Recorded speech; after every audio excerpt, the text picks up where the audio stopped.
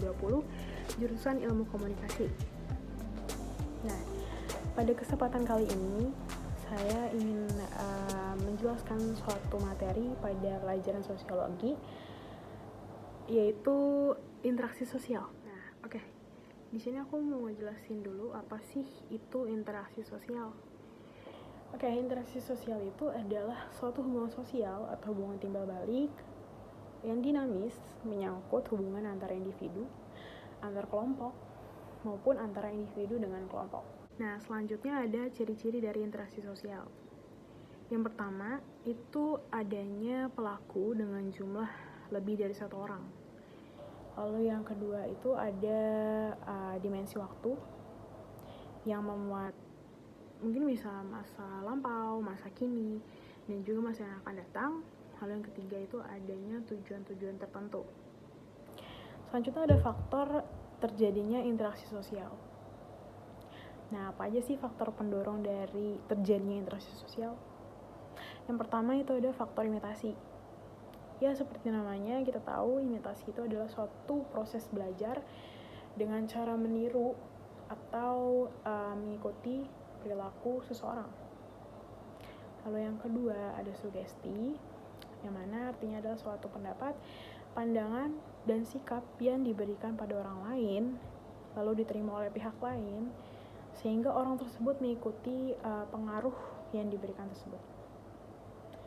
Lalu yang ketiga ada identifikasi. Identifikasi adalah suatu dorongan untuk menjadi identik atau sama dengan figur yang diidealkan oleh sang pelaku. Lalu keempat ada simpati. Simpati di sini merupakan rasa tertarik pada orang lain yang kita tuh seolah-olah berada dalam keadaan orang tersebut, sehingga dapat memunculkan perasaan emosional. Jadi kayak kebawa emosi gitu. Lalu yang kelima itu ada empati. Empati adalah kepedulian terhadap orang lain atau kelompok lain yang disertai dengan tindakan nyata. Syarat terjadinya interaksi sosial. Yang pertama itu adanya kontak sosial. Kontak sosial ini tuh bisa berlangsung dalam 3 bentuk. Yang pertama bisa antara individu dengan individu, bisa antara kelompok dengan kelompok, maupun antara individu dengan kelompok. Kontak sosial tuh dapat bersifat positif ketika mengarah pada suatu kerjasama.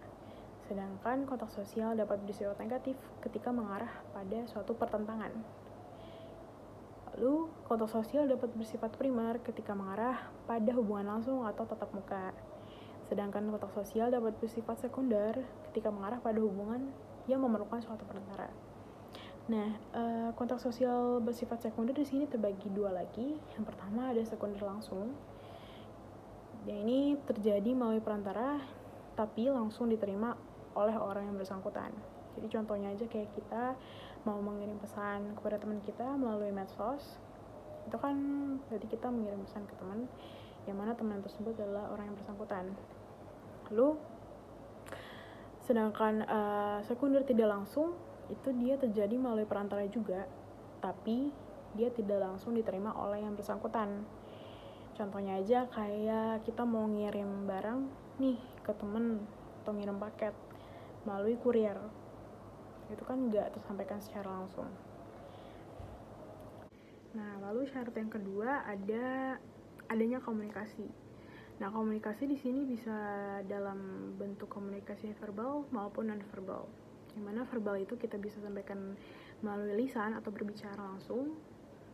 Sedangkan non-verbal kita bisa melakukannya dengan simbol ataupun gestur tubuh dan lain sebagainya. Selanjutnya ada bentuk-bentuk interaksi sosial. Secara umum bentuk-bentuk interaksi sosial itu terdiri dari 2, yaitu asosiatif dan disosiatif. Nah, yang kita bahas pertama adalah asosiatif. Asosiatif terdiri dari kerjasama, akomodasi, akulturasi, dan juga asimilasi. Nah, yang pertama nih ada kerjasama, yang termasuk dalam bentuk-bentuk kerjasama antara lain itu ada bargaining, yaitu perjanjian mengenai pertukaran barang dan jasa antara 2 organisasi atau lebih. Lalu ada cooperation, yaitu penerimaan unsur-unsur baru dalam kepemimpinan dari suatu organisasi untuk menghindari terjadinya kecurangan atau stabilitas organisasi yang bersangkutan. Lalu ada coalition, yaitu gabungan antara dua organisasi atau lebih yang mempunyai tujuan yang sama.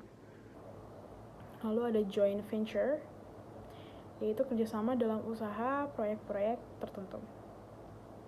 Nah, yang kedua ada akomodasi. Buat yang nggak tahu akomodasi itu adalah suatu proses penyesuaian diri dari setiap orang atau kelompok yang semuanya saling bertentangan, tetapi hal itu adalah sebagai upaya untuk mengatasi ketegangan-ketegangan. Bentuk-bentuk dari akomodasi itu yang pertama ada coercion, yaitu pemaksaan kehendak pihak tertentu kepada pihak lain yang lebih lemah. Lalu ada kompromi, yaitu ketika pihak yang terlibat perselisihan saling mengurangi tuntutan agar terciptanya suatu penyelesaian konflik. Lalu arbitrasi, yaitu apabila pihak yang berselisih tidak sanggup mencapai komprominya sendiri, maka perlu mengundang pihak ketiga yang netral untuk menyelesaikan pertentangan tersebut. Lalu ada mediasi, hampir sama dengan arbitrasi. Namun dalam hal ini pihak ketiga tidak berwenang dalam memberikan keputusan penyelesaian. Lalu ada konsiliasi yang mempertemukan keinginan dari pihak yang berselisih demi tercapainya tujuan bersama. Lalu ada toleransi yang dimana keinginan untuk menghindari perselisihan. Ada stalemate, yaitu ketika kedua kelompok yang bertikai mempunyai kekuatan seimbang. Dan juga ada adjudikasi, yaitu penyelesaian masalah melalui jalur hukum atau pengadilan. Nah, selanjutnya ada asimilasi. Asimilasi itu menurut Sujono Sukanto adalah proses sosial yang ditandai dengan adanya usaha untuk mengurangi perbedaan yang terdapat antara perorangan atau kelompok.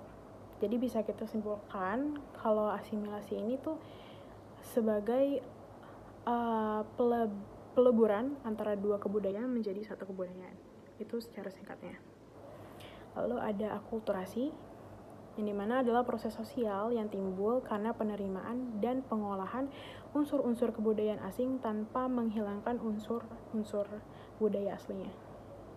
Jadi bisa kita simpulkan kalau akulturasi itu adalah perpaduan dua kebudayaan dalam waktu yang cukup lama tanpa menghilangkan budaya aslinya. Selanjutnya ada disosiatif. Disosiatif ini memuat persaingan, kontravensi, pertikaian, dan juga konflik. Nah, yang pertama ini ada persaingan. Yang mana persaingan itu adalah proses sosial yang melibatkan individu atau kelompok dalam mencapai keuntungan, tetapi dia tanpa ancaman atau kekerasan.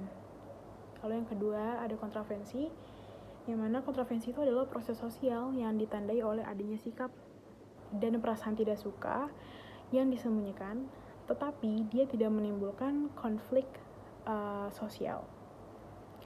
Bisa dibilang proses sosial ini tuh berada di antara persaingan dan juga konflik. Bisa jadi ini dibilang dendam kali ya. Lalu yang ketiga ada pertikaian.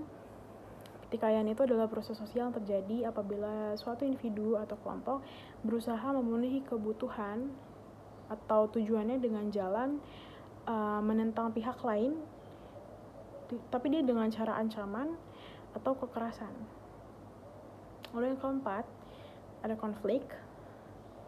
Konflik bisa didefinisikan sebagai suatu proses sosial di mana dua orang atau kelompok itu berusaha menyingkirkan pihak lain dengan jalan menghancurkan atau menyingkirkan atau membuatnya tidak berdaya lagi. Nah, sekian penjelasan tentang materi interaksi sosial dari saya. Kurang lebihnya mohon maaf. Terima kasih atas perhatiannya. Wassalamualaikum warahmatullahi wabarakatuh. Terima kasih.